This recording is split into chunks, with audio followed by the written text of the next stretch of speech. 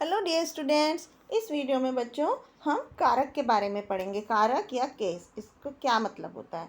तो बच्चों वो शब्द जो हमें वाक्य में शब्दों को आपस के में उनका संबंध बताते हैं। जैसे कि क्रिकेट के मैच में विराट कोहली ने 80 रन बनाए, तो के, में, ने, ये सब जो शब्द हैं ये हमें संज्ञा और सर्वनाम के बीच में और वाक्य के दूसरे शब्दों के साथ संबंध बताते हैं। इन्हें हम कारक कहते हैं। तो जिन शब्दों से संज्ञा का सर्वनाम के साथ संबंध वाक्य के दूसरे शब्दों से पता चले उन्हें कारक कहते हैं। कारक के कितनी तरह के होते हैं? कारक 8 प्रकार के होते हैं बच्चों। कर्ता, कर्म, करण, संप्रदान, अपदान, संबंध, अधिकरण और संबोधन। तो कारक और उनके चिन्ह, उनके निशान क्या यूज करते हैं उसके बारे में समझते हैं। तो कारक कौन? कर्ता कारक में ने कारक चिन्ह होता है। कर्म कारक का नाम है कर्म को, मतलब जिस जिया ने पुस्तक पढ़ी तो ये कर्ता हो गया। जिया पुस्तक को पढ़ा तो कर्म किया। किसान ने या किसान ने बैल को डंडे से मारा, मतलब से या के द्वारा, तो वो करण कारक हो गया। इसी तरह संप्रदान के लिए, जैसे मम्मी अपने बच्चे के लिए जीन्स लाई। अपदान में से जब अलग होती है किसी से कोई चीज़, जैसे पेड़ से पत्ते टूट कर गिरते हैं, तो जब जो से प्रयोग होता है वो अपदान कारक होता है। संबंध, जैसे यह पुस्तक उसकी है, यह मेरी मम्मी है, तो इनमें का, की, के, रा, री, रे ये असंबंध कारक होता है। अधिकरण में पर, जैसे गिलास में दूध दो या दादाजी कुर्सी पर बैठे हैं, तो ये अधिकरण कारक होगा। संबोधन में हे, ओ, अरे, जैसे हे राम मेरी रक्षा करो, तो ये संबोधन में आते हैं।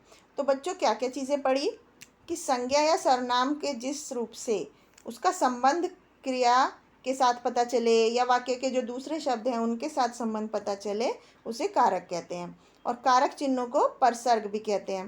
कारक के 8 भेद होते हैं, जैसे कर्ता, कर्म, करण, संप्रदान, अपदान, संबंध, अधिकरण और संबोधन। अब हम इसे एक्सरसाइज की हेल्प से समझते हैं। जिससे सेकंड क्वेश्चन में कौन सा कारक है हमें वो बताना है। आदित्य ने पत्र लिखे, तो ने किस में आता है? कर्ता, कर्ता ने। पेड़ से आम टूटकर गिर गया, तो अधिकरण। कर्ता ने पेड़ से आम जब अलग होने के लिए हमने क्या पढ़ा था कि कौन सा आता है? अपदान, तो यहाँ पर हम अपदान कारक लिखेंगे।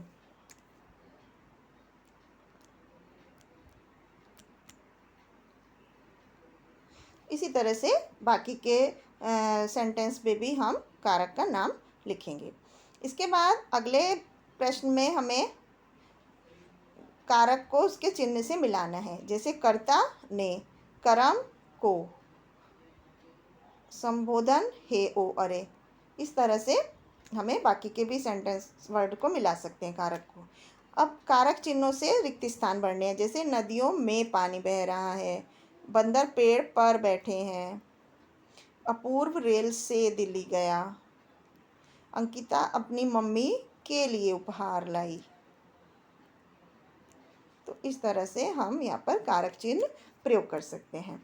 अगले प्रश्न में हमें सही विकल्प पर टिक मार्क करना है। जैसे करण कारक के चिन्ह है, करण से, ये इसका सही उत्तर है। संबंध के लिए का, के, की, रा, रे, री, तो इस तरह से दोनों ऑप्शन हो गए।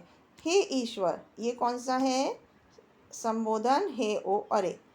दिए गए कारक से वाक्य रचना करनी है। जैसे यहाँ पर जो कारक दिया गया है, जैसे कर्ता ने, तो राम ने फल खाया या राम ने क्रिकेट खेला, इस तरह से हम वाक्य बना सकते हैं। तो ये था बच्चों कारक के बारे में और कारक के प्रकार के बारे में। आई होप आपको समझ में आया होगा। Thank you.